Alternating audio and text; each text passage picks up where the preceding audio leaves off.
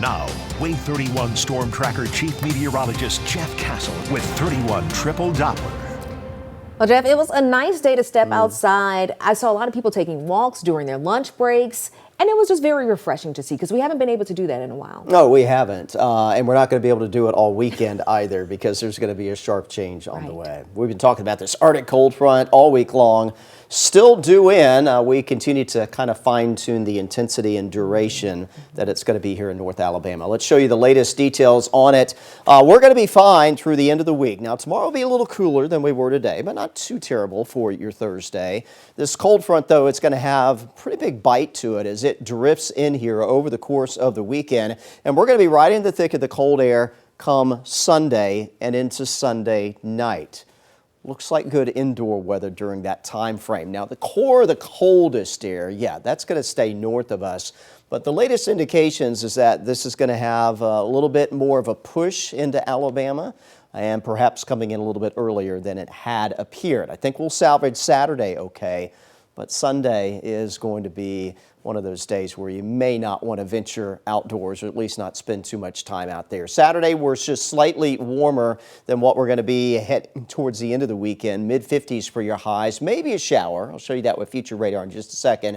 And then look at Sunday. We continue to trend the temperatures down, so that's probably not the direction you'd like them to go, but that's what it appears we're going to be dealing with. We may struggle to hit freezing on Sunday. It's going to be windy as well, which will make it feel even colder. Case in point, forecast wind chills Sunday afternoon in the teens. If you are going to venture out, that's what you're going to have to dress for. So we're talking all that winter gear as we wrap up the weekend, head into early next week. Your forecast lows Monday morning in the teens. This is faucet dripping type of weather.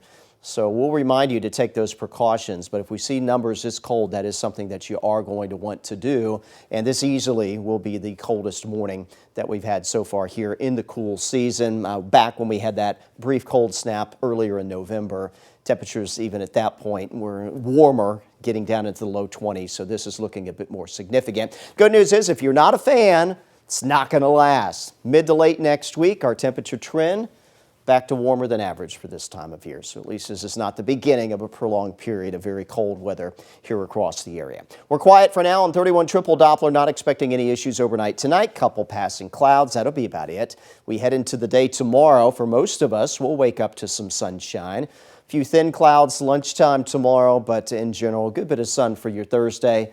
Again, it'll be a little cooler, though, than what we experienced earlier today. We head into Friday morning with clear skies and should be a mostly sunny wrap-up to the work week. And then heading into the weekend, in advance of the cold air, some clouds will move through. We might sneak in a couple showers. That's a possibility. I think better rain chances will be south of us in advance of this Arctic cold front, but certainly won't rule out maybe a couple stray showers as we take you through your Saturday afternoon and evening. These are your lows tonight, upper 20s, low 30s tomorrow. Again, a cooler but quiet day for us.